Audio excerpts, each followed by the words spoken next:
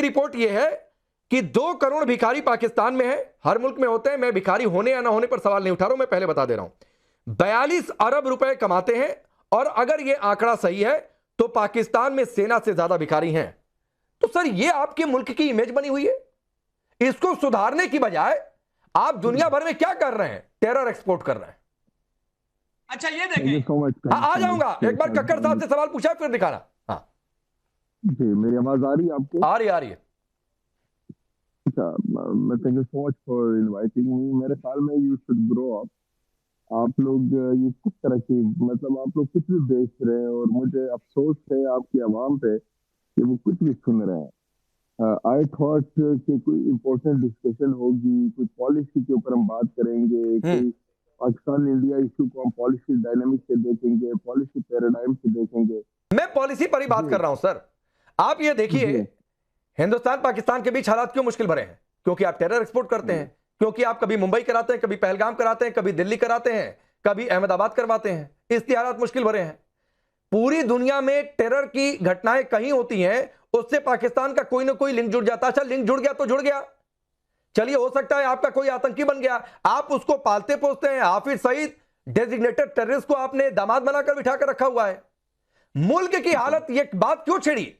क्योंकि ये आपके हक की बात है कि जहां पर भिखारी उसकी फौज से ज्यादा हो जाए, तो आप सोचिए फौज के चीफ को क्या करना चाहिए, जो अभी पाकिस्तान की सरकार चला रहे हैं। आपने सवाल कर लिया है, होप कि अब आप मुझे उतनी तसल्ली से सुनेंगे जितनी तसल्ली से मैंने आपको सुना। राकेश कक्कड़ साहब की आवाज नहीं आ रही बिल्कुल भी। आपने टेररिज्म की अभी बात ठीक हो गई है, बोलिए। नहीं है, आप मुझे जानते नहीं है। मेरा नाम फरीद काकड़ है, मैं बलूचिस्तान के रहने वाला हूँ। मेरा भाई शहीद कैप्टन वकार काकड़ रिसेंटली शहीद हुआ है आपके टेररिज्म और आपके स्पॉन्सर टेररिस्ट से लड़ते हुए। तो don't lecture me on what we are doing and what you guys are doing.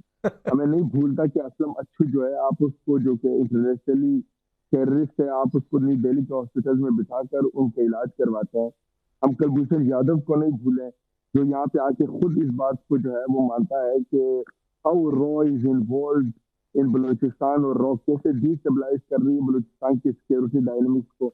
हम नहीं भूले कि Balochistan liberation army, Balochistan liberation front और इस टाइप की जितने भी इंसर्जेंट है, how they are playing games against Pakistan. मेरा भाई जो कि बहादुरी से फ्रंट लाइन पे लड़ता रहा है, जो कि सन ऑफ द सॉइल है, बलूचिस्तान का बेटा है, he was serving in army as a captain. सुनिए काकड़ साहब, दिक्कत यही है कि इश्यू पर आप बात नहीं करना चाहते हैं। पहले आपने लंबा चौड़ा ज्ञान दे दिया। जिस कुलभूषण यादव का नाम ले रहे हैं, आपके टीवी चैनलों पर ही चला है कि मार मार कर जबरदस्ती कहा गया है कि उगलो।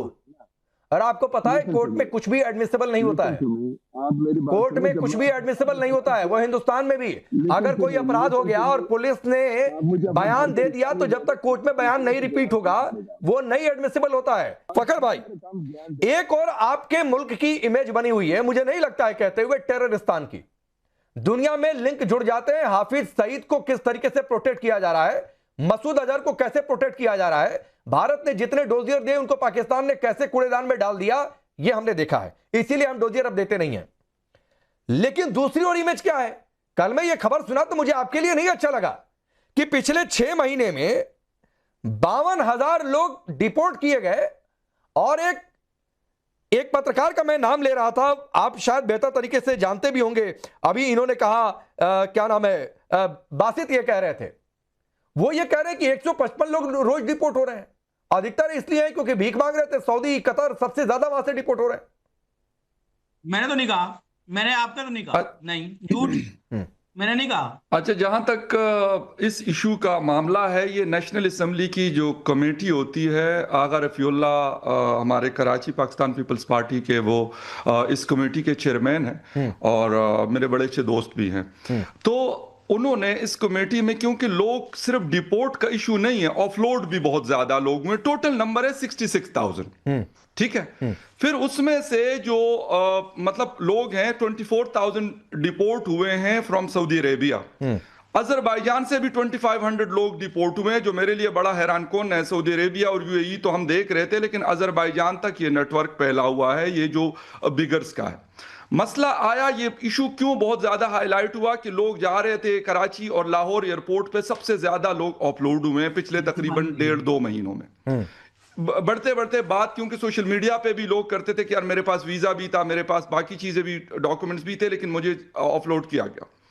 उस इशू को फिर DGFIA के साथ डिस्कस किया गया और उनको बुलाया गया, तो उन्होंने कहा कि जी अभी तक टोटल नंबर है 66,000, जिसमें से 51,000 हम लोग ऑफलोड कर चुके हैं और जो रेस्ट ऑफ द मतलब नंबर है उसमें डिपोर्टीज हैं। और उन्होंने कहा कि ये बिगर्स थे। 24,000 is a big number in Saudi Arabia. अगर कोई कहता है कि नहीं जी ये बड़ी मामूली सी बात है, तो ये गलत बात है ये। और एक चीज मैं ये भी कहूंगा, मैंने इसमें अपने शो पे भी बात की कि भाई आखिर ये लोग पाकिस्तान से भागना क्यों चाहते हैं। बिगर्स की बात नहीं कर रहा, जेन्युइन लोगों की बात कर रहा हूं, जो अपने वीजाज लेते हैं, अपने डॉक्यूमेंट्स या एडमिशंस करते हैं और प्रॉपर तरीके से जाना चाहते हैं, उनको ऑफलोड क्यों किया जाता है। और कोई भागना क्यों चाहता है यहां से। किसी स्टूडेंट से आप पाकिस्तान में बात कर लें, कॉलेज, यूनिवर्सिटी, वो क्या कहेगा, नेक्स्ट डेस्टिनेशन उनकी क्या, Europe, America, Australia, New Zealand, Canada. क्यों? ये नहीं कि पहले लोग नहीं जाते थे, लेकिन अब एक अनसर्टेनिटी इतनी बड़ी है कि लोग कहते हैं कि यार यहां पे तो कुछ भी नहीं होगा। और यहां पे सिर्फ ये नहीं है कि कोई इकोनॉमी खराब है, इनजस्टिस है, कोई लॉ एंड ऑर्डर की सिचुएशन नहीं है, कोई अदालतें फैसले नहीं करती, मतलब जेन्युइन इंसाफ नहीं है इस सोसाइटी के अंदर। ये एक बहुत बड़ा अलमिया है जिसकी वजह से लोग जा रहे हैं। अगर कोई इसको डिफेंड करता है कि नहीं जी ऐसा तो नहीं होता, वैसे तो नहीं होता, कल जो हाई कोर्ट के जज को हटाया गया कि दीजिए आप 25 साल पहले आपकी डिग्री, आपने चीटिंग की थी और आप जज बने, मतलब वो हाई कोर्ट के जज बन गए, इनको 25 साल बाद पता चला कि इन्होंने पेपर देते हुए चीटिंग की थी या इनकी डिग्री ऐसी नहीं ऐसी थी। मामला यह है कि इधर पाकिस्तान में अनफॉर्चुनेटली इस वक्त क्योंकि कोई हुकूमत तो नहीं है, हुकूमत इसलिए नहीं है कि सारा पावर या सारी ताकत जो है वो रावलपिंडी से कंट्रोल पहले भी होता था, लेकिन पहले शायद थोड़ा सा साइड पे करके कुछ इनके पास होता था, कुछ उनके पास होता था। अब सारे का सारा उनके पास है। फ्रंट पे जो है वो शहबाज शरीफ या फिर उनकी कैबिनेट के लोग सामने बैठे हुए और कहते हैं जी मैं मिनिस्टर हूं, जी मैं एडवाइजर हूं, मैं इंफॉर्मेशन मिनिस्टर हूं, जिनकी कोई औकात नहीं है, किन करे उनको कोई सुनता भी नहीं है। सेक्शन ऑफिसर जैसे इख्तियार उनके पास नहीं है, पूरा दिन उनके पास। इसके अलावा ओ जी पाकिस्तान बस टेक ऑफ करने वाला, पाकिस्तान की इकोनॉमी ये हो गई। हालत ये है कि 45% से ज्यादा लोग, वर्ल्ड बैंक की रिपोर्ट है कि पॉवर्टी लाइन से नीचे जिंदगी गुजारे। इसका जवाब कौन देगा इसका जवाब? अब सुजाता पांडे, बासित ने शुरुआत में ये बात समझी नहीं, काकड़ कह रहे हैं पॉलिसी की बात करिए। ये पॉलिसी की तो बात है कि आपको टेररिज्म एक्सपोर्ट करना है, टेररिस्ट तैयार करने हैं, और टेररिस्ट तैयार करने के लिए आप मुल्क का बेड़ा गर्क करते रहिए, मुल्क को भिखारिस्तान बना दीजिए, जो बात फकर यूसुफ जई भी कह रहे हैं। देखिए, ये आप बिल्कुल सही कह रहे हैं। आप समझिए कि दुनिया की सबसे गरीब देश जो है वो इथोपिया है, और इथोपिया से भी पाकिस्तानी भिखारियों को डिपोर्ट किया गया। आप समझिए इस स्थिति कितनी खराब है। ये जिनको बोलते हैं कि दोस्त मुल्क है, वहां से तो लोगों कह दिया गया है कि अगर पाकिस्तान ने इतने भिखारी भेजने बंद नहीं किए तो वीजा देना बंद हो जाएगा। लेकिन मैं जो मुद्दे की बात है उस पर आ रही हूँ कि पाकिस्तान को आज क्यों कहा जा रहा है कि आतंकवाद के साथ में भिखारी का जो सबसे बड़ा जो एक्सपोर्ट है वो पाकिस्तान हो गया। क्यों ऐसा हो गया है? वो इसका कारण है कि जब पाकिस्तान की जो पूरी जो जनसंख्या है वो 25 करोड़ है, उसमें से 4 करोड़, राकेश जी, 4 करोड़ लोग इसे भीख मांगते हैं, जो कि 32 अरब रुपए कमाते हुए पूरी इंडस्ट्री, इनके मिनिस्टर खुद कह चुके हैं। उसका जो अगर इसको कन्वर्ट कर दीजिएगा तो तकरीबन 42 बिलियन डॉलर्स होता है। और ये वही पाकिस्तान है जो 1 मिलियन डॉलर्स के लिए IMF के आगे हाथ फैलाता फिरता है। यही इनके खुद के प्राइम मिनिस्टर कह चुके हैं कि हम किसी भी कॉन्फ्रेंस में जाते हैं, समिट में जाते हैं, तो लोग सोचते हैं कि कुछ तो मांगने चला आया होगा। ये वही देश है ना जहां पे कटिंग चाय की बात हो रही, कह रहे हैं कि भाई दूध कम डालो चाय में क्योंकि पाकिस्तान में अफोर्ड नहीं कर सकता। उसके बाद में जो पाकिस्तान का सबसे अमीर इंसान है, साहिद खान शायद नाम है उसका, उसकी पूरी संपत्ति 13 बिलियन है। इनकी जो ग्लोबल जो टोटल टैक्स कलेक्शन होता है वो 25 अरब की है, और ये भिखारी कमा रहे हैं 32 अरब। आप समझ लीजिए कि पूरा जो देश है वो देश है या क्या? लोगों के पास, दूसरे देशों के पास GDP होती है, यहाँ पे बेगिंग डेवलपमेंट हो रहा है शायद, इसीलिए शायद ये इंटरनेशनली नंबर 1 भिखारियों की जगह देश बन गया। तो जहाँ पे हुक्मरान भी भीख मांग रहे हैं और देश की जनता भी ठीक है। अभी देखिए आपका भी कुछ नेटवर्क ऊपर नीचे हो रहा है। काकड़ साहब, मुझे बताया गया कि शायद उनकी तकनीकी समस्या दूर की जा चुकी है। एक बार लाइए स्क्रीन पर।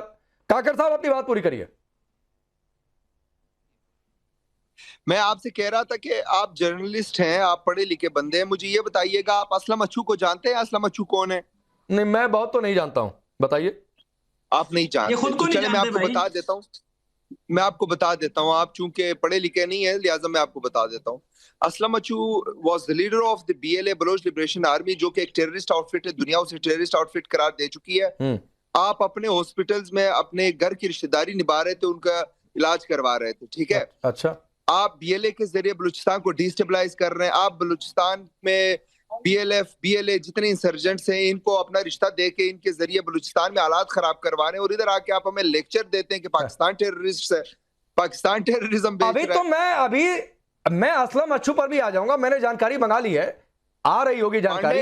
लेकिन सुनिए ना, मतलब एक कहावत है हमारे यहाँ, काकड़ साहब, एक कहावत है, पता है क्या?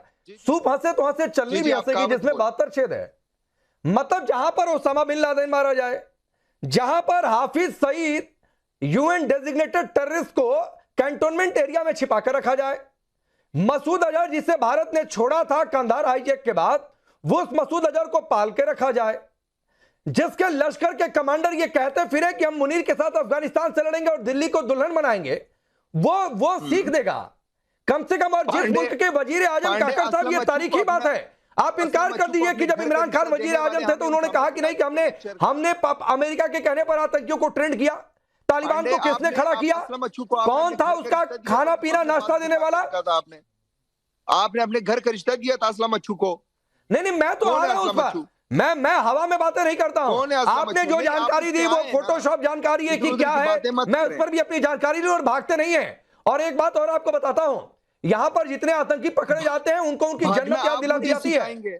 उमर आया था ना बम बात चौड़ा, और उसके साथ के जितने डॉक्टर शाहीन, जितने पूरा नेटवर्क है डॉक्टर का, यही के लोग हैं, सबको पकड़ कर रखा हुआ है। यासीन मलिक जिसे आप लोग बार बार जिसका रोना रोते हैं, सूरज देखना भूल चुका है, तो यहां की मिट्टी खोद दी जाती है अगर कोई आतंक को पनाह देगा तो।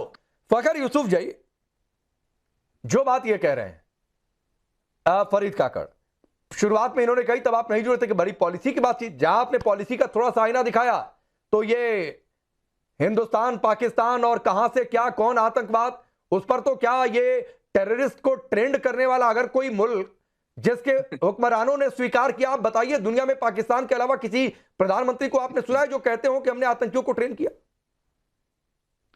देखिए राकेश जी, बहुत सारी गलतियां रही, पाकिस्तान से भी हुई, दुनिया के बहुत सारी कंट्रीज से हुई। मैं आपको ये बिल्कुल क्लियर कर दूं, 79 से ये सिलसिला शुरू हुआ था। 1979 अफगान जिहाद के नाम पे जब फसाद हो रहा था, उससे ये सिलसिला स्टार्ट हुआ है और अभी 2025 तक चल रहा है। ऑलमोस्ट कोई 45-50 ईयर्स इसको हो गए हैं। गलतियां पाकिस्तान ने भी की, गलतियां बाकी दुनिया के बहुत सारे कंट्रीज ने भी की। इस हवाले से बिल्कुल जनरल मुशर्रफ ने भी ये बात की थी और भी बहुत सारे लोगों ने इस तरह की बातें की है। लेकिन उसके बाद एक चीज़ आई, FATF। आपको याद होगा आज से 2-3 साल पहले, वैसे तो 15 में पाकिस्तान पहली दफ़ा FATF के ग्रे लिस्ट में गया। उसके बाद चीज़ें बड़ी टाइटन की गई। आपने मसूद अजहर और दूसरे जो हाफिज सईद वगैरह का नाम लिया, तो बेशक पाकिस्तान कुछ भी करता रहा हो, लेकिन उनको करना पड़ा, पाकिस्तान को उनको मतलब अदालत में पेश भी करना पड़ा और सजाई भी देनी पड़ी। ठीक है, मैं उस चीज़ को उस तरीके से कभी भी नहीं लूंगा कि भाई एक आम पाकिस्तानी को जैसे सजा होती है और उसको सजा होती है, लेकिन एक प्रेशर पाकिस्तान के ऊपर जरूर आया, ये चीज हुई।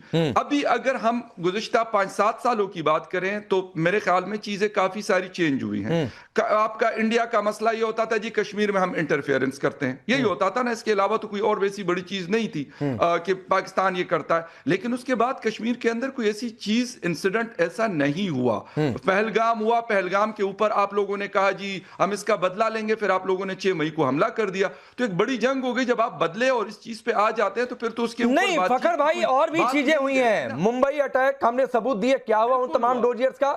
बिल्कुल हुआ। दिल्ली अटैक, दिल्ली अटैक क्या हुआ उनके डोजियर का? हमने तो पाकिस्तान की एक टीम को बुला भी लिया कि आओ भाई इन्वेस्टिगेट करके जाओ। और जब भी उस समय की सरकार की बड़ी आलोचना हुई कि कैसे पाकिस्तान को इन्वेस्टिगेशन में शामिल कर सकते हैं, लेकिन किया क्या पाकिस्तान ने फखर भाई? देखिए मैं आपको यही बात बता रहा हूं कि बात सारी